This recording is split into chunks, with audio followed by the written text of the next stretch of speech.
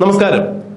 2021 രണ്ടാം പിണറായി വിജയൻ സർക്കാർ അധികാരത്തിൽ വന്നപ്പോൾ ബഹുമാനപ്പെട്ട മുഖ്യമന്ത്രി പിണറായി വിജയൻ തന്റെ മന്ത്രിസഭയിൽ എടുത്തത് തനിക്കെതിരെ ശബ്ദിക്കാത്ത ആളുകളെ തന്നെയായിരുന്നു പിണറായി വിജയൻ തെരഞ്ഞെടുത്തത് മന്ത്രിമാരായി. തിരുവായ്ക്ക് എതിർവായി ഇല്ലാത്ത ഒരവസ്ഥയിൽ തന്നെയാണ് മന്ത്രിസഭ ഇത്രയും കാലം മുന്നോട്ട് പോയിക്കൊണ്ടിരുന്നത്. മന്ത്രിസഭയിൽ സ്വരമുള്ള ഒരേ ഒരു ശബ്ദമുള്ള ഒരേ ഒരു മന്ത്രി മുഹമ്മദ് റിയാസ് എന്ന പൊതുമരാമത്ത് വകുപ്പ് മന്ത്രിയാണ്. അതായത് ബഹുമാനപ്പെട്ട മുഖ്യമന്ത്രിയുടെ മരുമകൻ കൂടിയായ മുഹമ്മദ് റിയാസിന് മാത്രമേ മന്ത്രിസഭയിൽ ശബ്ദമുള്ള ഏക മന്ത്രി പിണറായി വിജയന് ശേഷം മുഹമ്മദ് റിയാസ് മാത്രമാണ് എന്നുള്ളതാണ് രാഷ്ട്രീയ നിരീക്ഷകർ ചൂണ്ടിക്കാണിക്കുന്നത്. ആർജവത്തോടുകൂടി ശക്തിയുക്തം എന്നും നിലപാടുകൾ എടുത്തിരുന്ന CPI മന്ത്രിമാർ പോലും മന്ത്രിസഭയിൽ നിശബ്ദരാകുന്ന കാഴ്ചയാണ് പിന്നീട് കേരള ജനത കണ്ടറിഞ്ഞത്. എന്നാൽ ഇതിനെല്ലാം ഒരു അപവാദം എന്ന രീതിയിൽ തന്നെയാണ് രണ്ടാം പിണറായി വിജയൻ സർക്കാർ 2.5 വർഷം പിന്നിടുമ്പോൾ KB ഗണേഷ് കുമാറിനെ പൊതുഗതാഗത വകുപ്പ് മന്ത്രിയായി പിണറായി വിജയൻ നിയമിക്കുന്നത്. KB ഗണേഷ് കുമാർ മന്ത്രിസഭയ്ക്ക് പുറത്തുനിന്ന അവസരങ്ങളിലെല്ലാം മുഖ്യമന്ത്രി പിണറായി വിജയനെയും പൊതുമരാമത്ത് വകുപ്പ് മന്ത്രി മുഹമ്മദ് റിയാസിനെയും അതിനിശിതമായി വിമർശിക്കുവാൻ കിട്ടുന്ന ഒരവസരം പോലും പാഴാക്കിയിരുന്നില്ല. ഒരുപക്ഷെ സർക്കാരിനെതിരെ മുന്നണിയിൽ നിന്നുകൊണ്ട് ഏറ്റവും കൂടുതൽ പ്രതികരിച്ച ഒരു MLA ആയിരിക്കും KB ഗണേഷ് കുമാർ എന്ന് പറഞ്ഞാൽ പോലും അതിൽ തെറ്റില്ല. പിണറായി വിജയനെയും മുഹമ്മദ് റിയാസിനെയും അടിക്കാൻ കിട്ടുന്ന ഒരവസരം പോലും ഒരു വേദി പോലും KB ഗണേഷ് കുമാർ ഉപേക്ഷിച്ചിരുന്നില്ല എന്നുള്ളത് തന്നെയാണ് എടുത്തു പറയേണ്ട വസ്തുത. മുന്നണിയിൽ നിന്നുകൊണ്ട് ഇനി ഒരു കാരണവശാലും മന്ത്രിസഭയിലേക്ക് തനിക്ക് പ്രവേശിക്കാൻ സാധിക്കില്ല എന്നൊരവസരം സംജാതമായി കഴിഞ്ഞപ്പോൾ വീണ്ടും UDF-ലേക്ക് തന്നെ തിരിച്ചു പോകുവാൻ ഒരുങ്ങുകയായിരുന്നു KB ഗണേഷ് കുമാർ. എന്നാൽ ഒരു കാരണവശാലും KB ഗണേഷ് കുമാറിനെ ഇനി UDF-ലേക്ക് എടുക്കില്ല എന്ന് തന്നെയായിരുന്നു കോൺഗ്രസിന്റെ നിലപാട്.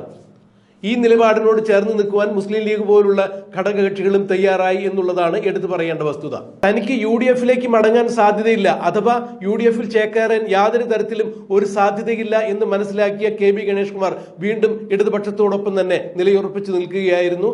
ഏത് വിധേനയും മന്ത്രിസഭയിൽ കയറിപ്പറ്റുക എന്നുള്ള ലക്ഷ്യത്തോടു കൂടി അദ്ദേഹം മുന്നോട്ട് പോവുകയായിരുന്നു. എന്തായാലും ഇനി KB ഗണേഷ് കുമാറിന് മറ്റൊരു സ്ഥലത്തേക്ക് ചാടാൻ സാധിക്കില്ല, ഗതികെട്ട് നിൽക്കുന്നു എന്നുള്ള അവസരത്തിൽ തന്നെയാണ് ഇത്തരം കാര്യങ്ങൾ മനസ്സിലാക്കി തന്നെയാണ് പിണറായി വിജയൻ KB ഗണേഷ് കുമാറിനെ മന്ത്രിസഭയിലേക്ക് എടുത്തത്.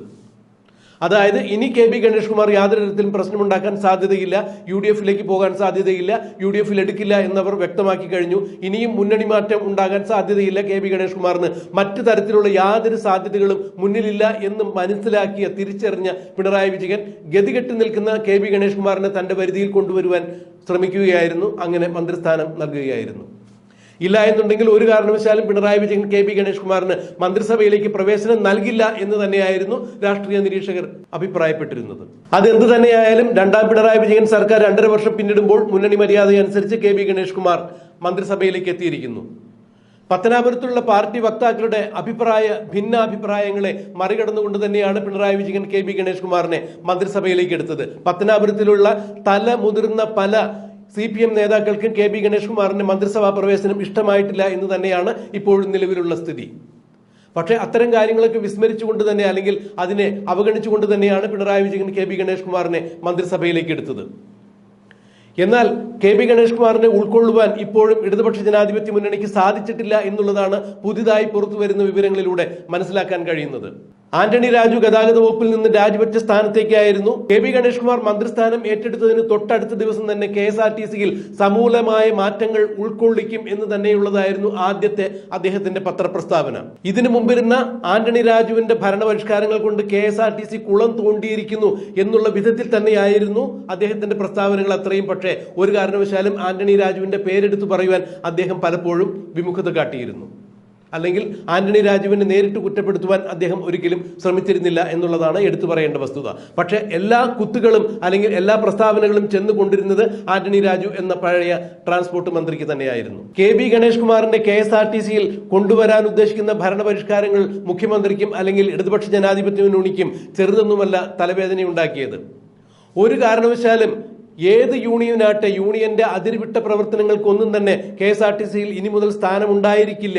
അവർ മാനേജ്മെന്റ് സ്റ്റാഫ് ആയാലും കൊള്ളാം, അല്ലെങ്കിൽ മറ്റേതെങ്കിലും തരത്തിലുള്ള സ്റ്റാഫുകളായാലും കൊള്ളാം എന്ന് തന്നെയാണ് KB ഗണേഷ് കുമാർ പറഞ്ഞത്. പണിയെടുക്കാതെ തന്റെ വകുപ്പിൽ ആരെങ്കിലും ശമ്പളം മേടിക്കാം എന്ന് ഉദ്ദേശിക്കുന്നുണ്ടെങ്കിൽ അവർക്ക് പിരിഞ്ഞു പോകാം എന്ന് തന്നെയാണ് KB ഗണേഷ് കുമാർ തുറന്നടിച്ചത്. പൊതുഗതാഗത വകുപ്പിൽ പണിയെടുക്കാതെ ആരെങ്കിലും ശമ്പളം മേടിക്കാൻ ഉദ്ദേശിക്കുന്നുണ്ടെങ്കിൽ അവരിനി ഈ സർവീസുകളിൽ ഉണ്ടാവില്ല എന്ന് തന്നെയാണ് KB ഗണേഷ് കുമാർ പറഞ്ഞത്. അതുകൊണ്ട് തന്നെ KB ഗണേഷ് കുമാർ മന്ത്രിയായ സ്ഥാനമേറ്റതിന് പുറകെ തന്നെ അദ്ദേഹത്തിന് വകുപ്പിൽ നിന്ന് തന്നെ ധാരാളം എതിരാളികളെയും സൃഷ്ടിക്കാൻ സാധിച്ചു എന്നുള്ളതാണ് എടുത്തു പറയേണ്ട വസ്തുത. യൂണിയന്റെ വഴിവിട്ട ഒരു പ്രവർത്തനവും താൻ അംഗീകരിക്കില്ല. ഭരണപരമായ കാര്യങ്ങളിൽ ഒരു കാരണവശാലും യൂണിയനുകൾ ഇടപെടാൻ സമ്മതിക്കില്ല എന്ന് തന്നെയാണ് KB ഗണേഷ് കുമാർ തുറന്ന് പറഞ്ഞത്. എന്നാൽ ഭരണപരമായ കാര്യങ്ങളിൽ യൂണിയനുകളുടെ നിർദ്ദേശങ്ങൾ, അഭിപ്രായങ്ങൾ ആരായും എന്നുകൂടി ചേർത്ത് പറയുകയുണ്ടായി.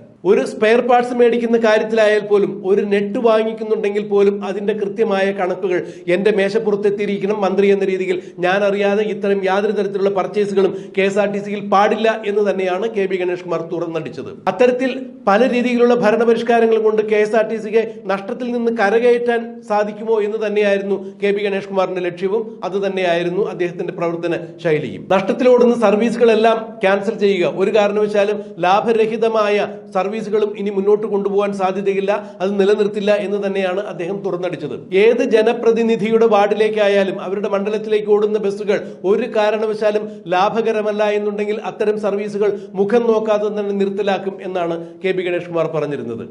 എന്നാൽ ആദിവാസി മേഖലയിലേക്കോ അല്ലെങ്കിൽ അത്തരത്തിൽ അവശത അനുഭവിക്കുന്ന വിഭാഗങ്ങൾക്ക് വേണ്ടി നടത്തുന്ന സർവീസുകൾ ലാഭകരമാണോ എന്നുള്ളത് ഒരു കാരണവശാലും നോക്കില്ല, അവർക്കെല്ലാം സർവീസുകൾ മുടങ്ങില്ല എന്ന് കൂടി ചേർത്ത് പറയുകയുണ്ടായി. എന്നാൽ KB ഗണേഷ് കുമാറിന്റെ ഇത്തരം ഇടപെടലുകൾ യൂണിയനുകൾ അടക്കമുള്ള എല്ലാവർക്കും അസ്വാരസ്യങ്ങൾ സൃഷ്ടിക്കുന്നതായിരുന്നു. എല്ലാവർക്കും KB ഗണേഷ് കുമാറിന്റെ ഇത്തരം ഭരണപരിഷ്കാരങ്ങളോട് വിയോജിപ്പ് തന്നെയായിരുന്നു. പക്ഷേ മറനീക്കി പുറത്തു പറയുവാൻ ആരും തയ്യാറായില്ല എന്നുള്ളത് തന്നെയായിരുന്നു വാസ്തവം. എന്നാൽ ഇപ്പോൾ KB ഗണേഷ് കുമാറിനെതിരെ തുറന്നടിക്കുവാൻ ഒരു അവസരം കിട്ടിയിരിക്കുന്നു. അതായത് KSRTCയിൽ ഉള്ള ഈ ബസ്സുകൾ ഇനി ഒരു കാരണവശാലും ഈ ബസ്സുകൾ വാങ്ങിക്കില്ല എന്ന് തന്നെയാണ് KB ഗണേഷ് കുമാർ തുറന്നടിച്ചത്. ഈ ബസ്സുകൾ താരതമ്യേന ചിലവ് കൂടുതലാണ്. ഒരു ബസ് വാങ്ങിക്കണം എന്നുണ്ടെങ്കിൽ 93 ലക്ഷം മുതൽ 1,10 ലക്ഷം രൂപ വരെ ചിലവാകുന്ന ഒരു രീതിയാണ് ഇപ്പോൾ നിലവിലുള്ളത്. ഈ പണമുണ്ടെങ്കിൽ 4 ബസ്സുകൾ, സാധാരണ 4 ബസ്സുകൾ വാങ്ങിച്ച് ലാഭകരമായ സർവീസുകൾ മുന്നോട്ട് കൊണ്ടുപോകാൻ സാധിക്കും എന്നാണ് KB ഗണേഷ് കുമാർ തുറന്നടിച്ചത്. എന്നാൽ കേന്ദ്ര സ്മാർട്ട് പദ്ധതി പ്രകാരം കേരളത്തിന് ലഭ്യമാകുന്ന ഇത്തരം ബസ്സുകൾ വേണ്ട എന്ന് വെക്കാൻ ഒരു മന്ത്രിക്ക് ഒറ്റയ്ക്ക് തീരുമാനമെടുക്കാൻ സാധിക്കില്ല. ഇവിടെ മന്ത്രിസഭയുണ്ട്. മന്ത്രിസഭയുടെ കൂട്ടായ തീരുമാനങ്ങളിലൂടെയാണ് ഇത്തരം നയപരമായ കാര്യങ്ങളിൽ തീരുമാനമെടുക്കുക. ഒരു മന്ത്രി, കേവലം ഒരു മന്ത്രി ഇങ്ങനെ ഈ ബസ് വേണ്ട, ഈ ബസ് സർവീസുകൾ നിർത്തലാക്കും എന്നുള്ളതൊക്കെ പറയാൻ മന്ത്രിക്ക് എവിടെ നിന്നാണ് ഇത്തരത്തിലുള്ള ധൈര്യം കിട്ടിയത്? അത് വെറുതെ തന്നെയാണ് എന്നാണ് കഴിഞ്ഞ ദിവസം CPMന്റെ സംസ്ഥാന സെക്രട്ടറിയായ MP ഗോവിന്ദൻ KB ഗണേഷ് കുമാറിനെതിരെ പൊട്ടിത്തെറിച്ചുകൊണ്ട് സംസാരിച്ചത്. അതായത് പാർട്ടി സെക്രട്ടറി തന്നെ ഇപ്പോൾ KB ഗണേഷ് കുമാറിനെതിരെ തിരിഞ്ഞിരിക്കുന്നു എന്നുള്ളതാണ് ചിത്രം. എന്ത് തരത്തിലുള്ള തീരുമാനങ്ങളായാലും അത് പ്രത്യേകിച്ച് നയപരമായ തീരുമാനങ്ങൾ മന്ത്രി ഒറ്റയ്ക്ക് കൈക്കൊള്ളേണ്ടതല്ല. പൊതുജന മധ്യത്തിൽ വന്ന് നിന്നുകൊണ്ട് അത്തരം തീരുമാനങ്ങൾ എടുത്തു എന്നുള്ള രീതിയിൽ മന്ത്രി പറയുന്നത് മുന്നണി മര്യാദകൾക്ക് നിരക്കാത്ത കാര്യം തന്നെയാണ്, മന്ത്രിസഭയുടെ അന്തസ്സിന് നിരക്കാത്ത കാര്യം തന്നെയാണ്. അതുകൊണ്ട് ഇത്തരം കാര്യങ്ങൾ തീരുമാനിക്കാൻ ഇവിടെ മന്ത്രിസഭയുണ്ട്. മന്ത്രിസഭ കൂടിയാലോചിച്ചുകൊണ്ടാണ് ഇത്തരം കാര്യങ്ങളിലുള്ള നയപരമായ കാര്യങ്ങൾ തീരുമാനമെടുക്കുന്നത്. ഒരു മന്ത്രിക്ക് മാത്രം ഇത്തരത്തിൽ ഒരു കാര്യങ്ങൾ തീരുമാനമെടുക്കുവാനുള്ള ഉത്തരവാദിത്തമില്ല. അതൊരു കാരണവശാലും വകവെച്ചു കൊടുക്കില്ല എന്നാണ് MP ഗോവിന്ദൻ കഴിഞ്ഞ ദിവസം മാധ്യമങ്ങളെ കണ്ടപ്പോൾ പ്രസ്താവിച്ചത്. ഈ ബസ് നിർത്തലാക്കും എന്നറിഞ്ഞതോടുകൂടി പഴയ ഗതാഗത വകുപ്പ് മന്ത്രി ആന്റണി രാജു സടകുടഞ്ഞെഴുന്നേറ്റ് MP ഗോവിന്ദനെ കണ്ട് കൃത്യമായ രീതിയിൽ കാര്യങ്ങൾ ധരിപ്പിക്കുകയുണ്ടായി. അതിനുശേഷമായിരുന്നു MP ഗോവിന്ദൻ KB ഗണേഷ് കുമാറിനെതിരെ ഇങ്ങനെ കൃത്യമായി തന്നെ പൊട്ടിത്തെറിച്ചുകൊണ്ട് സംസാരിച്ചത്. അതായത് മുന്നണി മര്യാദകൾ ലംഘിച്ചുകൊണ്ട് KB ഗണേഷ് കുമാർ മന്ത്രിസഭയിൽ ഏതെങ്കിലും തരത്തിൽ പരിഷ്കാരങ്ങൾ കൊണ്ടുവരാം, അതുകൊണ്ട് അതുവഴി ജനങ്ങളുടെ ജനപ്രീതി നേടാം എന്നുള്ള തരത്തിൽ KB ഗണേഷ് കുമാർ ഇത്തരത്തിൽ മുന്നോട്ട് പോകാനാണ് പരിപാടിയെങ്കിൽ തീർച്ചയായും KB ഗണേഷ് കുമാറിനെ ഞങ്ങൾ മൂക്കുകയറിടും, മൂലക്കിരുത്തും എന്നുള്ള സന്ദേശം തന്നെയായിരുന്നു MP ഗോവിന്ദന്റെ പ്രസ്താവനയിൽ ഉടനീളം നിറഞ്ഞു നിന്നിരുന്നത്. ഇതിൽ നിന്നും മനസ്സിലാക്കേണ്ടത് KB ഗണേഷ് കുമാറിനെതിരെ ഒരു സംഘം ആളുകൾ കൃത്യമായി തന്നെ ഇടതുപക്ഷ ജനാധിപത്യ മുന്നണിയിൽ എതിർചേരിയിൽ നിലകൊള്ളുന്നു എന്നുള്ളത് തന്നെയാണ്. KB ഗണേഷ് കുമാറിന് നയപരമായ തീരുമാനങ്ങൾ എടുക്കേണ്ടത് മന്ത്രിസഭയിലാണ്, അല്ലാതെ KSRTC പോലുള്ള ഇത്തരം ഒരു പൊതുഗതാഗത വകുപ്പിൽ ഒരു മന്ത്രി ഒറ്റയ്ക്ക് എങ്ങനെയാണ് തീരുമാനമെടുക്കുക എന്നാണ് അവർ ഇപ്പോൾ KB ഗണേഷ് കുമാറിനെതിരെ ആരോപണമായി മുന്നോട്ട് വരുന്നത്. ഏത് വിധേനയും KB ഗണേഷ് കുമാറിനെ ഒതുക്കേണ്ട ഒരു സാഹചര്യം അല്ലെങ്കിൽ അത്തരത്തിലൊരു വിഷയം വീണ് കിട്ടുവാൻ വേണ്ടി നോക്കി നടന്ന ഇടതുപക്ഷ ജനാധിപത്യ മുന്നണിക്ക് ഇപ്പോൾ KB ഗണേഷ് കുമാറിനെ അടിക്കുവാനുള്ള വടി KB ഗണേഷ് കുമാർ തന്നെ വെട്ടിക്കൊടുത്തിരിക്കുന്നു എന്നുള്ളതാണ് രാഷ്ട്രീയ നിരീക്ഷകർ സൂചിപ്പിക്കുന്നത്. ഈ ബസ്സിനെ കുറിച്ച് ഗണേഷ് കുമാർ പറയുന്നത് ഇങ്ങനെയാണ്: 93 ലക്ഷം രൂപ മുതൽ 1,10,00,000 രൂപ വരെ മുടക്കിയിട്ടാണ് ഒരു ഈ ബസ് വാങ്ങിക്കുന്നത്. ഇത് വാങ്ങിക്കുന്ന തുക നമുക്ക് നഷ്ടമാണ് എന്ന് അദ്ദേഹം പറയുവാൻ കാരണം ഇതിന്റെ ബാറ്ററി 1-2 വർഷം കഴിയുമ്പോൾ കേടായി കഴിഞ്ഞാൽ ഏതാണ്ട് 50 ലക്ഷം രൂപയിലധികമാകും ഒരു ബസ്സിന് ബാറ്ററി മാറ്റിവെക്കുവാൻ വേണ്ടി. അത് നഷ്ടം തന്നെയാണ്. ഒരുപക്ഷെ ഇന്ധനം അടിക്കുന്ന പെട്രോളോ ഡീസലോ അടിക്കുന്ന ഇന്ധനത്തിന്റെ ചെലവ് നോക്കുമ്പോൾ ഈ ബസ് ലാഭകരമായി തന്നെ മുന്നോട്ട് പോകാം. പക്ഷേ ഇതിന്റെ ബാറ്ററി മുതലായുള്ള സ്പെയർ പാർട്സുകൾ മാറ്റി വെക്കേണ്ടി വന്നു കഴിഞ്ഞാൽ അത് കനത്ത നഷ്ടത്തിലേക്കായിരിക്കും KSRTCയെ നയിക്കുക എന്നാണ് KB ഗണേഷ് കുമാർ അഭിപ്രായപ്പെട്ടത്. മാത്രമല്ല, ഒരു ഈ ബസ് വാങ്ങിക്കുന്ന പണമുണ്ടെങ്കിൽ 4 സാധാരണ ബസ്സുകൾ വാങ്ങിച്ച് നല്ല രീതിയിൽ സർവീസ് നടത്തി ലാഭമുണ്ടാക്കാം എന്നാണ് KB ഗണേഷ് കുമാർ അഭിപ്രായപ്പെട്ടത്. എന്നാൽ സാധാരണക്കാർക്ക് പ്രയോജനപ്രദമായ റൂട്ടിലോടുന്ന ഈ ബസ്സുകൾ ഒരു കാരണവശാലും നിർത്തലാക്കാൻ സാധിക്കില്ല എന്നാണ് ഇടതുപക്ഷത്തിന്റെ ഇപ്പോഴുള്ള അഭിപ്രായം. അവർ അതിൽ ഉറച്ചു നിൽക്കുന്നു. തിരുവനന്തപുരം സിറ്റിയിലാണ് ഇപ്പോൾ ഈ ബസ്സുകൾ സർവ്വസാധാരണമായി ഓടിക്കൊണ്ടിരിക്കുന്നത്. തിരുവനന്തപുരം സിറ്റിയിൽ ഓടുന്ന ഈ ബസ്സുകൾക്ക് മറ്റൊരു പ്രത്യേകത കൂടിയുണ്ട്. എത്ര ദൂരം യാത്ര ചെയ്താലും ഈ ബസ്സിൽ 10 രൂപ മാത്രമേ ടിക്കറ്റ് ചാർജ് വരുന്നുള്ളൂ. എന്നാൽ ഇതുകൂടി ഇപ്പോൾ പരിശോധിക്കുവാൻ KB ഗണേഷ് കുമാർ ഉത്തരവിട്ടിരിക്കുന്നു.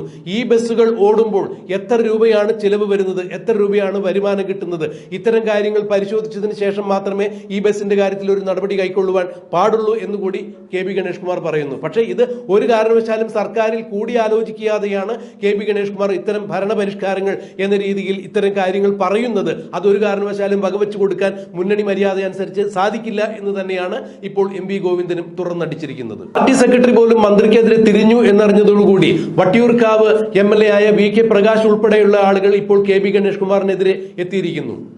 ഒരു കാരണവശാലും കൂടിയാലോചനകളില്ലാതെ ഇത്തരം കാര്യങ്ങളിൽ മന്ത്രി തീരുമാനമെടുക്കാൻ പാടില്ല. KSRTCയെ ലാഭത്തിലാക്കുവാൻ വേണ്ടി മന്ത്രി പ്രയത്നിക്കുന്നുണ്ടെങ്കിൽ അത് നല്ല കാര്യം തന്നെ. പക്ഷേ ഈ ബസ് പോലെ സാധാരണക്കാർക്ക് പ്രയോജനപ്രദമായ സർവീസുകൾ നിർത്തലാക്കിക്കൊണ്ടല്ല KSRTCയിൽ പരിഷ്കരണങ്ങൾ കൊണ്ടുവരേണ്ടത് എന്ന് തന്നെയാണ് VK പ്രകാശ് തുറന്നടിച്ചത്. VK പ്രകാശിന്റെ പ്രസ്താവന വന്നതിനെ തുടർന്ന് തിരുവനന്തപുരം മേയറായ ആര്യയും കൂടി ഇപ്പോൾ KB ഗണേഷ് കുമാറിന് എതിരെ രംഗത്ത് വന്നിരിക്കുന്നു. ഒരു കാരണവശാലും KSRTCയിൽ ഭരണപരിഷ്കാരങ്ങൾ കൊണ്ടുവരുന്നു എന്ന നിലയിലുള്ള കാര്യങ്ങൾ ഏർപ്പെടുത്തി കഴിഞ്ഞാൽ അത് സാധാരണ ജനത്തിന്റെ സഞ്ചാര സ്വാതന്ത്ര്യത്തെ ബലി കഴിച്ചുകൊണ്ടാകരുത് എന്നാണ് ആര്യ തുറന്നടിച്ചിരിക്കുന്നത്. അതായത് പാർട്ടിക്കകത്തും പാർട്ടിക്ക് പുറത്തും ഇപ്പോൾ KB ഗണേഷ് കുമാറിനെ ചൊല്ലി വിവാദങ്ങൾ തലപൊക്കുന്നു എന്ന് തന്നെയാണ്. ഭരണപരിഷ്കാരങ്ങൾ എന്ന രീതിയിൽ ചില മാറ്റങ്ങൾ കൊണ്ടുവന്ന് KB ഗണേഷ് കുമാർ ഒറ്റയ്ക്ക് അങ്ങനെ ആളാകാൻ ശ്രമിക്കേണ്ട. ഇത് മന്ത്രിസഭയുടെ കൂട്ടുത്തരവാദിത്വം തന്നെയാണ്. മന്ത്രിസഭയിൽ മറ്റാരെങ്കിലും അങ്ങനെ ഹൈപ്പ് ഉണ്ടാക്കാൻ ശ്രമിക്കേണ്ട എന്ന് തന്നെയാണ് ഇതിന്റെ പുറകിൽ ഒളിഞ്ഞിരിക്കുന്ന ഒരു വികാരം എന്ന് തന്നെയാണ് ഇപ്പോൾ രാഷ്ട്രീയ നിരീക്ഷകർ ചൂണ്ടിക്കാണിക്കുന്നത്.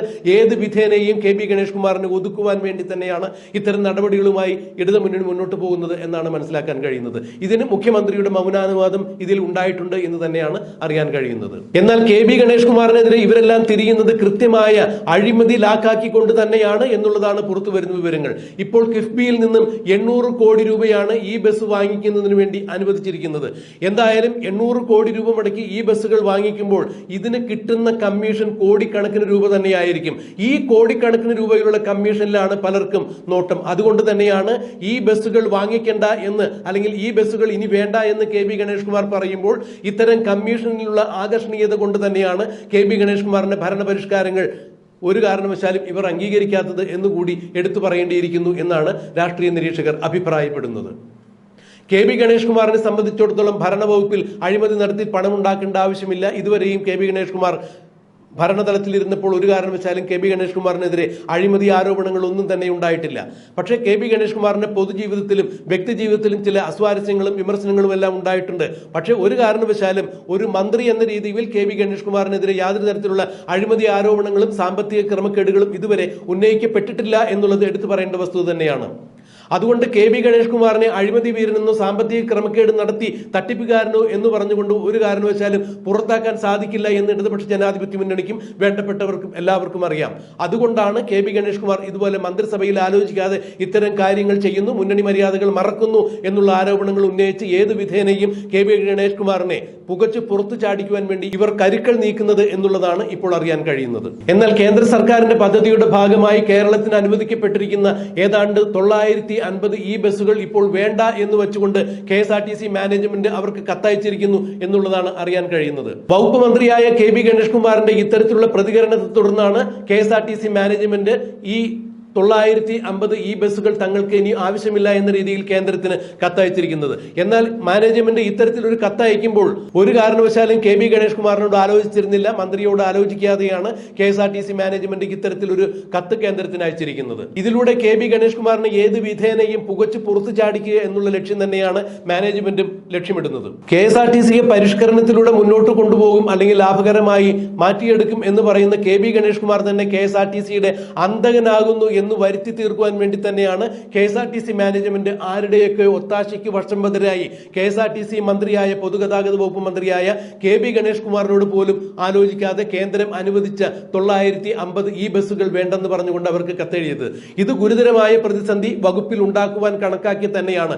ഇതിനു പുറകിൽ ഇടതുപക്ഷത്തിന്റെ സമുന്നതരായ നേതാക്കൾ തന്നെയാണ് മാനേജ്മെന്റിന് ഇത്തരം ഒത്താശ ചെയ്തിരിക്കുന്നത് എന്നുള്ള വിവരങ്ങൾ പുറത്തു വരുന്നു. അതായത് ഏത് വിധേനയും KB ഗണേഷ് കുമാറിനെ പുറത്താക്കുക എന്നുള്ളത് തന്നെയാണ് ഇവരുടെ ലക്ഷ്യം. ആ ഉദ്ദേശത്തോടു കൂടി തന്നെയാണ് ഇപ്പോൾ ഇടതുപക്ഷ ജനാധിപത്യ മുന്നണിയിലെ പലരും ചേർന്നുകൊണ്ട് KB ഗണേഷ് കുമാറിനെതിരെ കരുക്കൾ നീക്കുന്നത്. ഫലത്തിൽ KSRTCയെയും പൊതുഗതാഗത വകുപ്പിനെയും ഏത് വിധേനയും താൻ നന്നാക്കിയെടുക്കും എന്ന് പറഞ്ഞുകൊണ്ട് അധികാരത്തിലെത്തിയ KB ഗണേഷ് കുമാർ അധികം വൈകാതെ തന്നെ മന്ത്രിസഭയിൽ നിന്നും നിഷ്കാസിതനാകും എന്ന് തന്നെയാണ് ഇപ്പോൾ അറിയുന്ന കാര്യങ്ങൾ. ഈ ബസിനെ കുറിച്ച് കൊട്ടിഘോഷിക്കുന്നവർ ഒരു കാര്യം മനസ്സിലാക്കാതെ പോകുന്നു എന്നുകൂടി KB ഗണേഷ് കുമാർ പറയുന്നു. ഒരു ഈ ബസിൽ ഉണ്ടായിരിക്കുന്ന സീറ്റ് 20 സീറ്റ് മാത്രമാണ്.